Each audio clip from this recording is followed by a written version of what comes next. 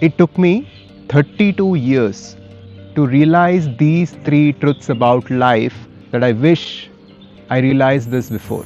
So, this video is going to be very important to understand what life is. I will go through my personal learnings and primarily the wisdom of Vedanta on how it explains this magnificent reality. Now, let's begin with my first learning, and that is the world is not designed to make you happy or to keep you happy. I heard this from one of the Swamijis I listened to, and he said, the world is actually designed to kill your ego. The world is actually designed to destroy your individual identity. Just look at the world around you and just look at your own life and whatever has been happening to you. No matter how smoothly everything is going, there is always something to worry about. Your ego always finds something to be stuck at, to suffer from, and to constantly think about and worry about.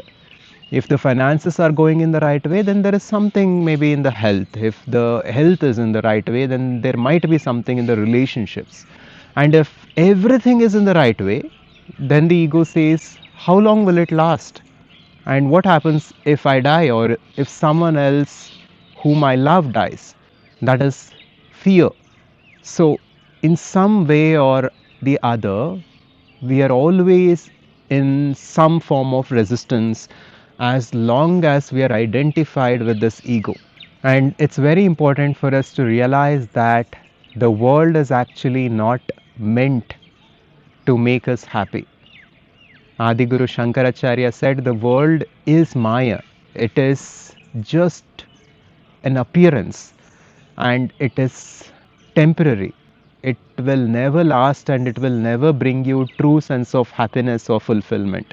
So as long as we are dependent on the world to make us happy, right? As long as we are dependent on the external reality to keep our internal being in the right way, then that's never going to happen. We can look at any number of examples here, right? Almost anything and everything will make us upset, will make the ego upset. If somebody says something, if somebody didn't say something, if somebody did something, or if something didn't happen the way you wanted it to happen. So, all these things, any number of things can disturb us. Such is the nature of the world, right? Even as we are building this organization, as we are building Advaita Conscious Society and our channel, a lot of things are going in the right way. Things are beautifully falling into place. People whom we need are finding us. The team that we are need are joining us, and everything is going in the right way.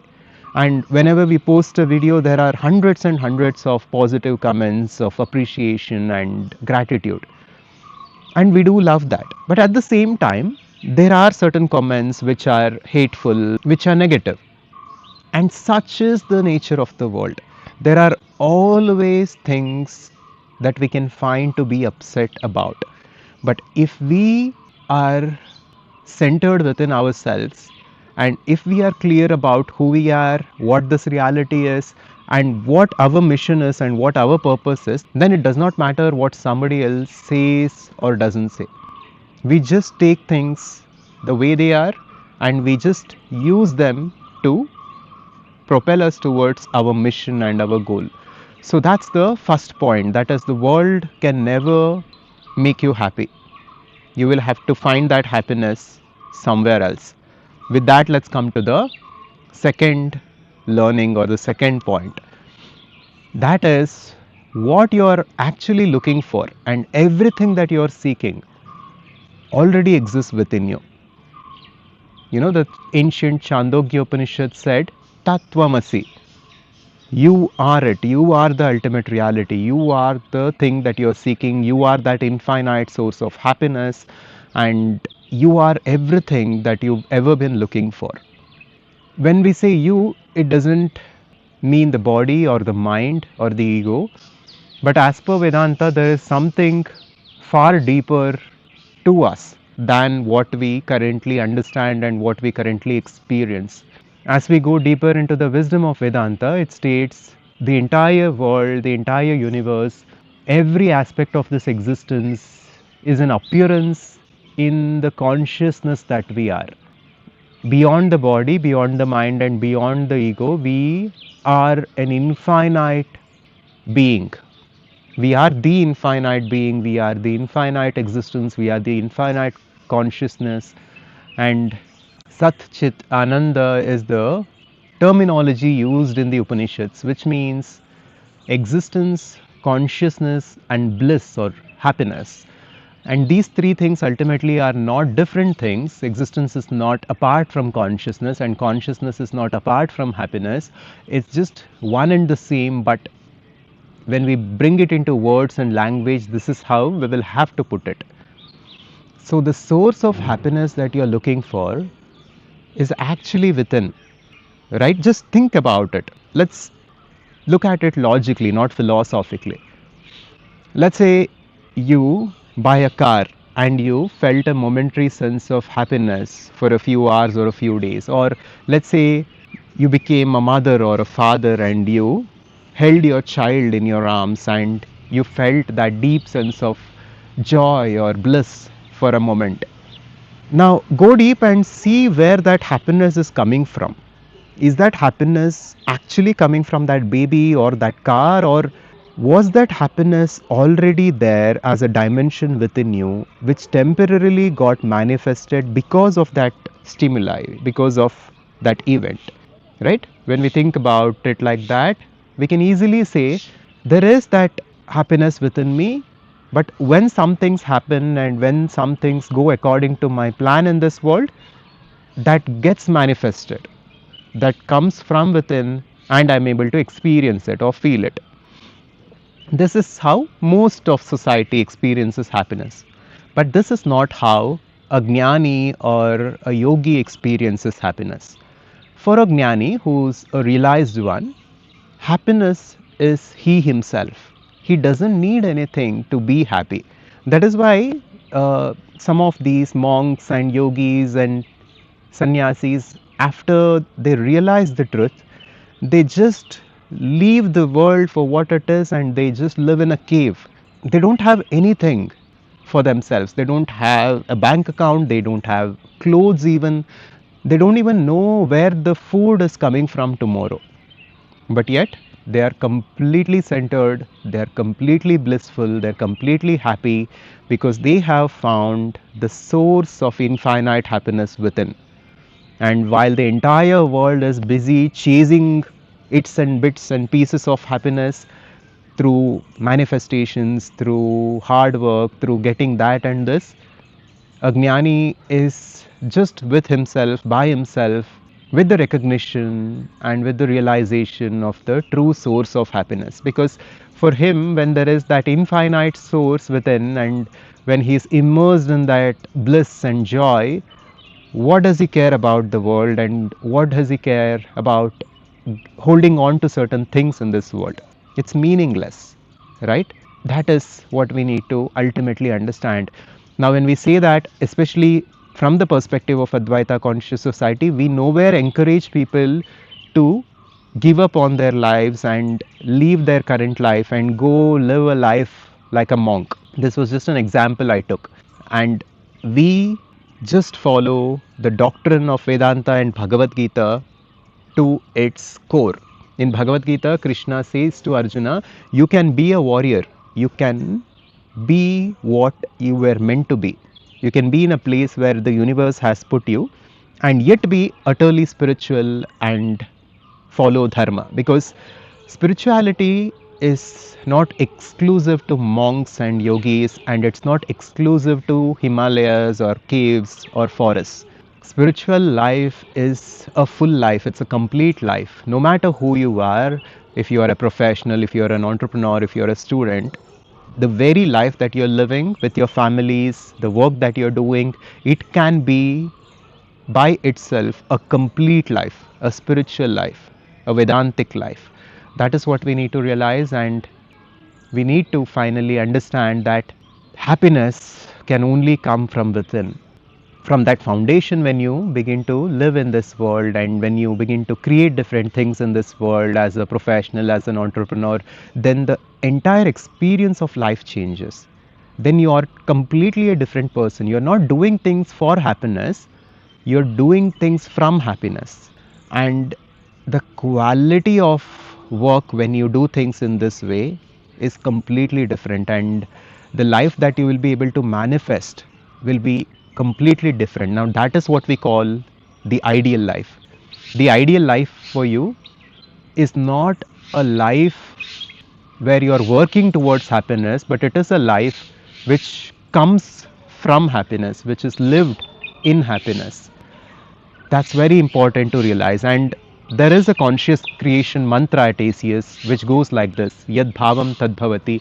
This phrase has been used by numerous teachers in numerous places, but it means, however, your state of being is, such a life you're constantly creating for yourself. And if you come from a place of happiness and just look at the sounds and just look at the world around you, right? So beautiful. We can find infinite reasons to be happy. And these sounds, the same sounds, can be looked at as disturbances from one perspective for a person who is stuck with his ego, and the same sounds can be looked at as the source of happiness and as the source of beauty for another. So it all depends on perspective. Now, to continue what we were saying, Yad bhavam tad bhavati. However, your state of being is, such a kind of life you're creating for yourself. And if you come from a place of happiness, if you live from a place of happiness, when you do things in this world, things have a beautiful way of unfolding. And we have seen this happen with a number of members within ACS. We have seen so many success stories where once they change their perspective, what took decades in their life to happen and what they were struggling with for decades immediately begins to unfold in the most natural way, with synchronicities, with ease and with effortlessness. And that is what this journey is about. That's what conscious creation is about. And finally, coming to the third point, which is a very important one to bring all of this together, which states, if you conquer yourself, you conquer the world. And the external world is just a reflection of who you are, what your swabhava is. You know, the guiding principle for us at ACS is the verse from Bhagavad Gita 6th chapter, which is Bandhuratmat Manastasya, which states, if you conquer yourself, you are your best friend. If you fail to do so, you are your worst enemy. Where Krishna is talking about understanding who we are at different levels, at different dimensions, and he's talking about conquering ourselves at all levels and all dimensions so that we can ultimately conquer the world. We can ultimately conquer the reality. Now, just think about this logically again. Let's say you have a goal that you're working towards as a professional, as an entrepreneur, or even as a spiritual seeker. Now, to achieve that goal, the entire world might stand against you and you might still win. There is a probability. But if you yourself stand against yourself and if you are stopping yourself, then how can you ever win? How can you ever achieve that goal or that ideal life? So, conscious creation is about understanding this. It's about understanding that we are not one whole complete person or an identity as we think we are generally. We have different components to who we are, we have different aspects to who we are. We have the body, we have the mind, we have the intellect, we have the ego, we have the swabhava, which is all put together, and the swabhava in turn gives rise to certain thought patterns, certain belief systems, certain emotional patterns, and all of it put together is we as a person right now, is you as a person right now. Now, understanding who you are completely and then taking control of yourself, because most of these layers are unconscious right now. Most of what your identity or swabhava is unconscious right now. It has been determined by your past karma, the karmic patterns. It has been determined by how your parents raised you when you were young, and it has been designed by the societal conditioning.